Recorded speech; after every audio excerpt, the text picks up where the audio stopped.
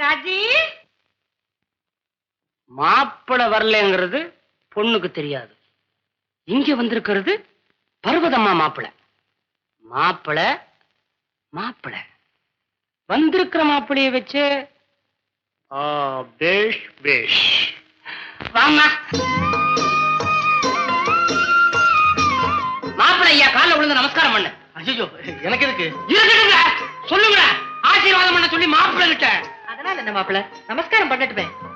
பண்ணுமா, நல்லா இருக்கு. பொண்ணு லட்சணமா இருக்கா. அப்படின்னா உங்களுக்கு பொண்ணு பிடிச்சிருக்குன்னு சொல்லுங்க. பொண்ணு எனக்கு ரொம்ப பிடிச்சிருக்கு. மாப்பிளைக்கு பிடிச்சிருக்கான்னு கேளுங்க. என்ன மாப்பிள்ள? ஓஎஸ், எனக்கு பிடிச்சிருக்கு. அது போதுங்க, கல்யாணத்தை எப்போ வச்சுக்குவோம்? இத பாருங்கம்மா, எனக்கு எந்த விஷயமும் வெட்டு ஒண்ணு துண்டு ரெண்டா இருக்கணும்.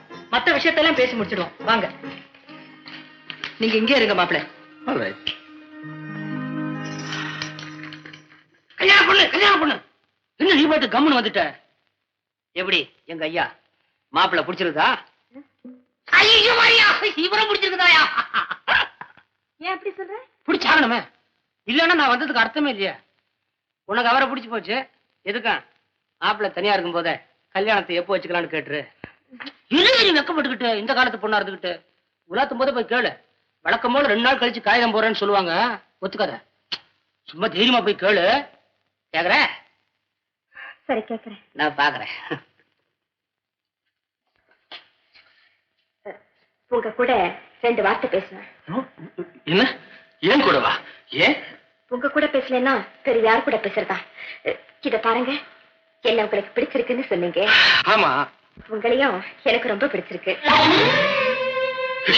என்னது? என்ன உங்களுக்கு பிடிச்சிருக்கா? அப்படியா? இத சொல்றதுக்கு நான் ஏன் வைக்கப்படணும்? இப்படிதான் பெண் பார்க்க வந்துட்டு 2 நாள்ல லெட்டர் போடுறேன்னு சொல்லிட்டு போனவங்க ரொம்ப பேரு. பாவம், அவங்க போன இடத்துல போஸ்ட் ஆபீஸ் இல்லையோ என்னமோ. இல்லைங்க, நான் சொல்ல வந்தது. பரவாயில்ல, நீங்க நேர்ல சொல்ல வேண்டாம். கல்யாணம் பண்ணிக்க சம்மதம் இருக்கு இல்லைன்னு 2ல 1 இந்த லெட்டர்ல எழுதி போஸ்ட்ல போடுங்க, அது போதும்.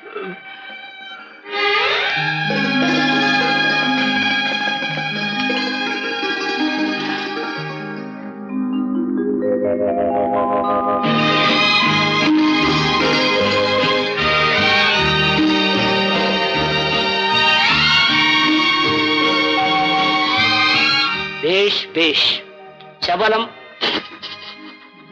யாரை விட்டு